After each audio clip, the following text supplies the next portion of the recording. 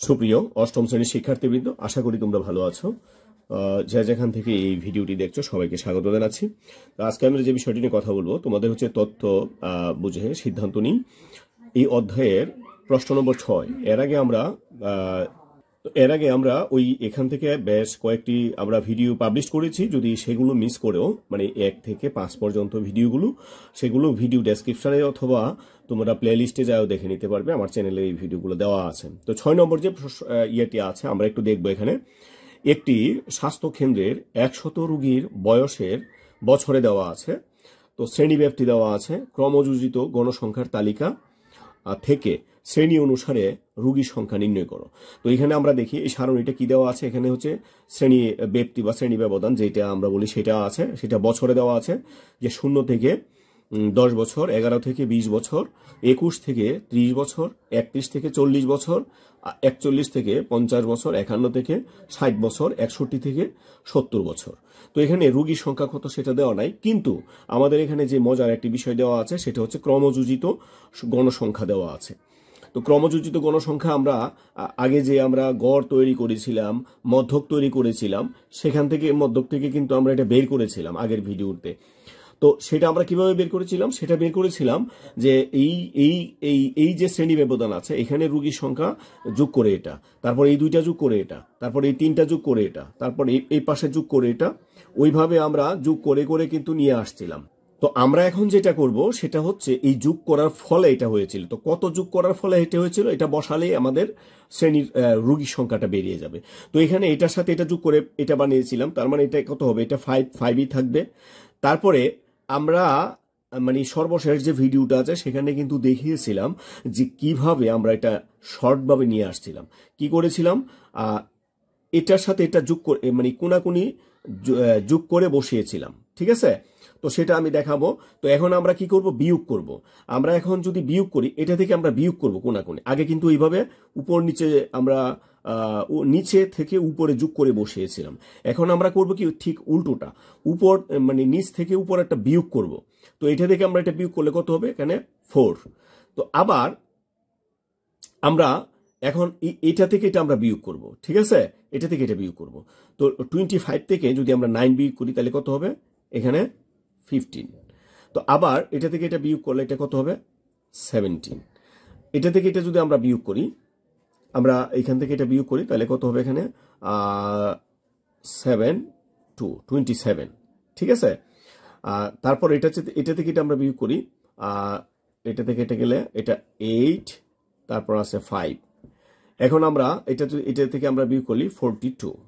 তো আমরা দেখি এটা হয় কিনা, এটা হয় কিনা। এটা হবে না, এটা হবে না, এটা আমরা দেখেছি আমাদের এটা কি হয়।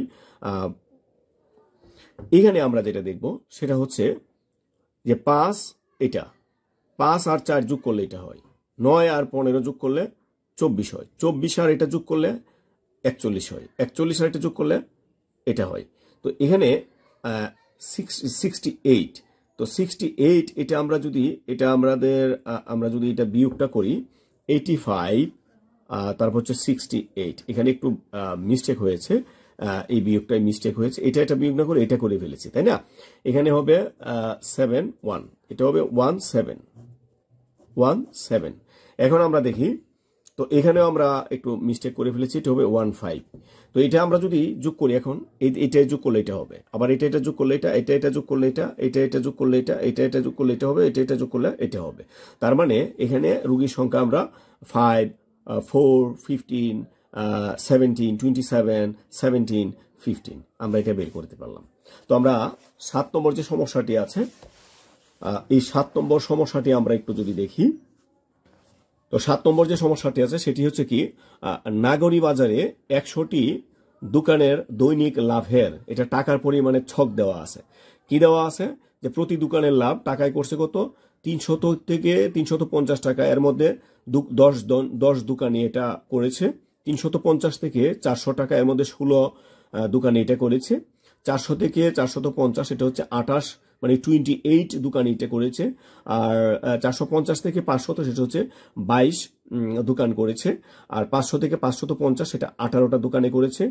আর 550 থেকে 600 এটা 6টা দোকানে করেছে। তো এখন ক নম্বরে যেটা বলছে, প্রদত্ত তথ্যের আলোকে ক্রমযোজিত গণসংখ্যা সারণী তৈরি করো।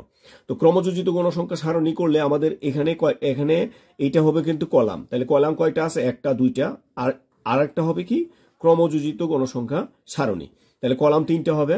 আর সারি কয়টা হবে, সারি হচ্ছে এখানে 1 2 3 4 5 6 7, তার মানে 7টা সারি হবে। তো আমরা বা লাইন হবে। আমি তো স্কেলটা আমার হাতে নাই, আমি দাগ টেনেই করছি, একটু খেয়াল করো তোমরা। এটা হচ্ছে আমরা এভাবে আমরা 7টা সারি করব, ঠিক আছে।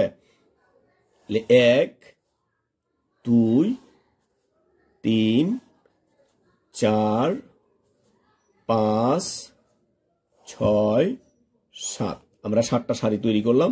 এই পাশটা আমি একটু ছেড়ে দিয়ে করলাম। তাহলে কলাম কয়টা হবে, এটা কিন্তু আমরা 7টা সারি বলতে 1 2 3 4 5 6 7 এই 7টাকে নিয়েছি। আর কলাম হবে একটা দুইটা, আর একটা হবে ক্রমযোজিত গণসংখ্যা, তাহলে 3টা। তাহলে এটাকে আমরা 3টা ভাগে ভাগ করব, এই যে 1 এই 2 3। তো এখন কোনটা কি লিখবো আমরা, আমি আগেই বলছি যে এটা হচ্ছে কলাম, এইভাবে লিখবো। তার মানে এটা কি প্রতি দোকানের লাভ, মানে শ্রেণী ব্যবধান যেটা, সেটা আমরা এখানে লিখবো। আমরা এখানে যদি লিখি প্রতি দোকানের লাভ, সেটা কিসে, সেটা হচ্ছে টাকা। আর এখানে হবে কি দোকানের সংখ্যা, দোকানের সংখ্যা। আর এটাই হবে কি ক্রমযোজিত গণসংখ্যা। এখন এখানে আমরা এই যে এখানে যদি আমরা দেখি এই যে দোকানের সংখ্যা এরকম যেটা আছে, মানে দোকানের লাভ, এটা আমি কিন্তু নিচে নিচে লিখে ফেলবো। তার মানে এখানে কত আছে,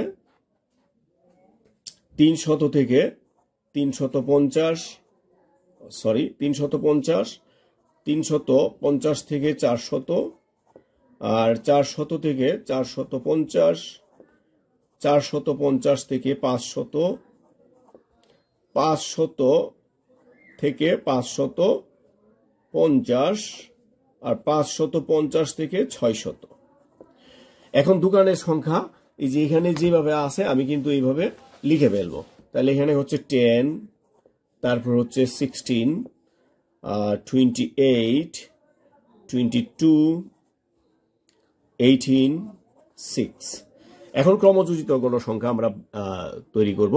তো ক্রমযোজিত গণসংখ্যাটা যদি আমরা তৈরি করি, এখানে কিন্তু আমরা একটু আগে আমি বুঝিয়েছি যে আমরা কিভাবে করি। আমরা এটার যোগ করে এখানে বসাবো, এই যে 10, তারপরে নিয়মটা কি এইভাবে যোগ করে এখানে বসাবো।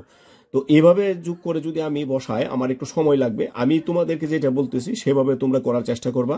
এটা আর এটা যোগ করে এখানে বসিয়ে ফেলবা, তাই 10 আর হচ্ছে 16, 26, এটার সাথে এটা যোগ করবা, 6 আর 8, 14, 1 আর হচ্ছে 5।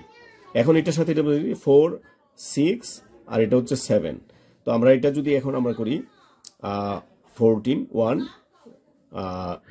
9, এটা যোগ করলে কত হবে 100।